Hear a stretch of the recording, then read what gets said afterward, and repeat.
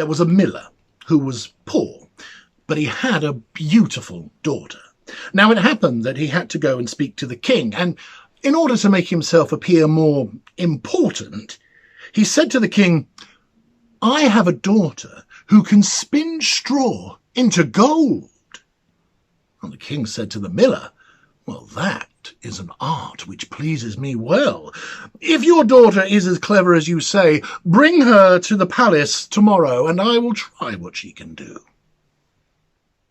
So, when the girl was brought to him, he took her to a room in which there was quite a large amount of straw and a spinning wheel and some reels, and said to her, "Set to work, and by tomorrow morning I want all of this to have been spun into gold. If you have not done this, then you will die." Thereupon the king himself left and locked the room.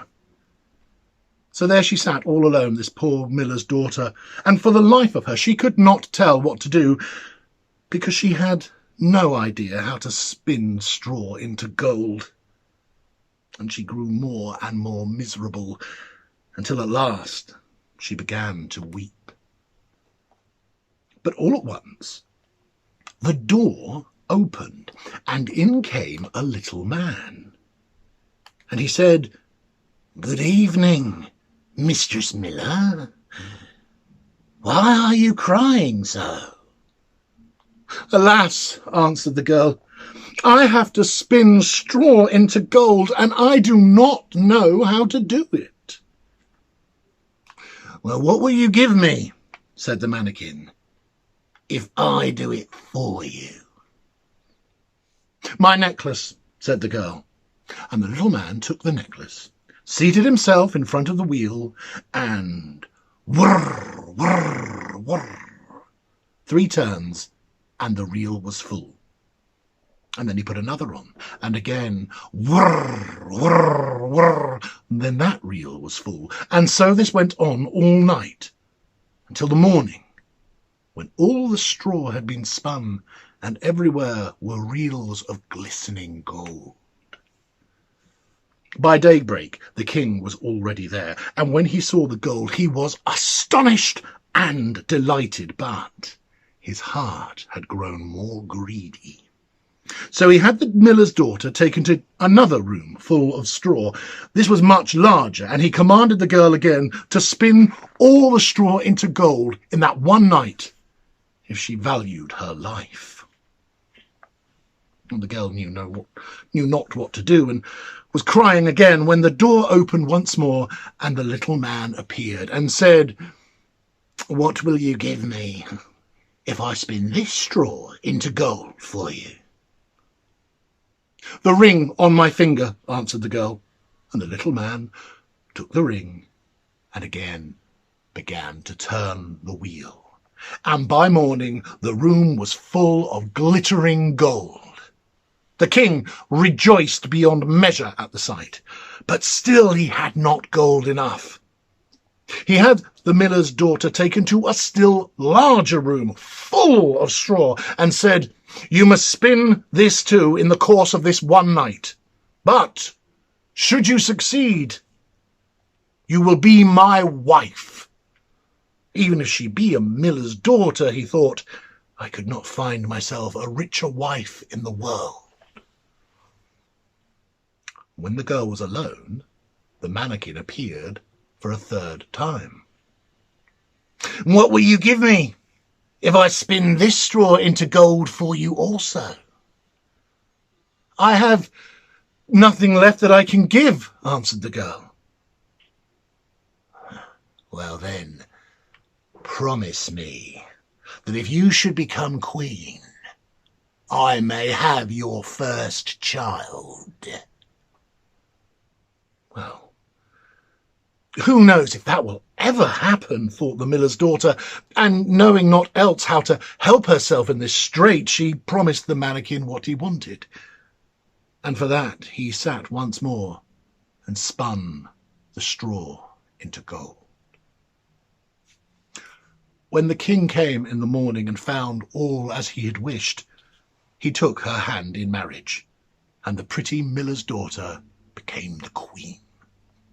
A year later, she had a beautiful child, and she never gave thought to the mannequin, until he suddenly came into her room and said, "Now, give me what you promised me."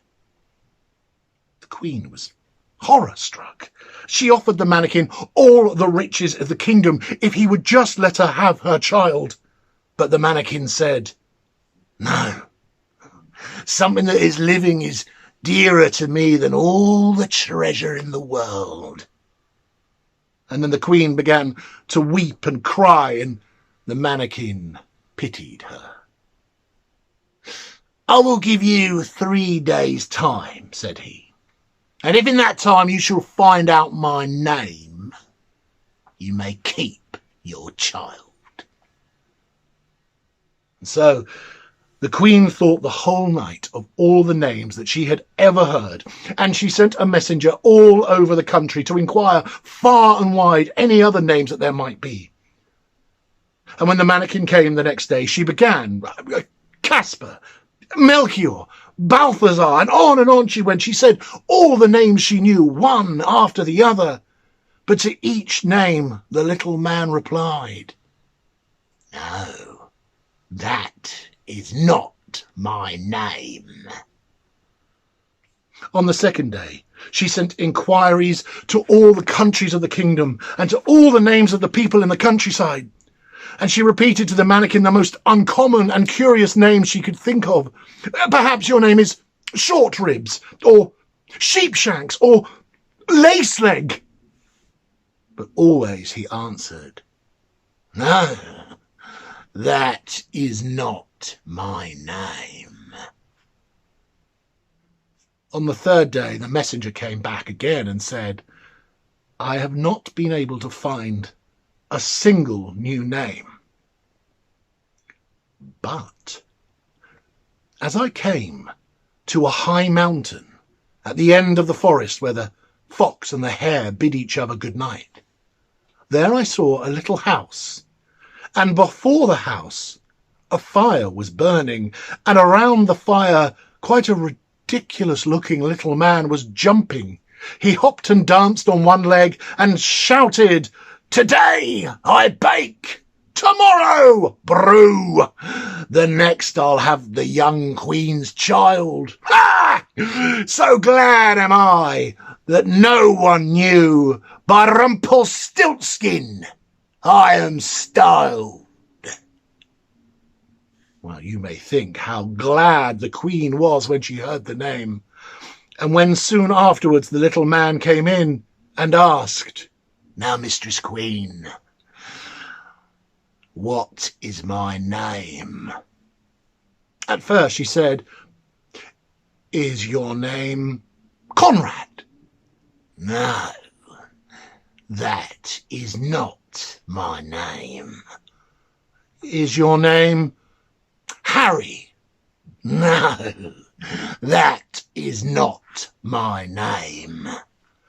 "Well, perhaps then your name is Rumpelstiltskin?" "The devil has told you that! The devil has told you that!" he screamed, and in his anger he plunged his right foot so deep into the earth that his whole leg went in, and then, in his rage, he pulled so hard at his left leg with both of his hands that he tore himself in two.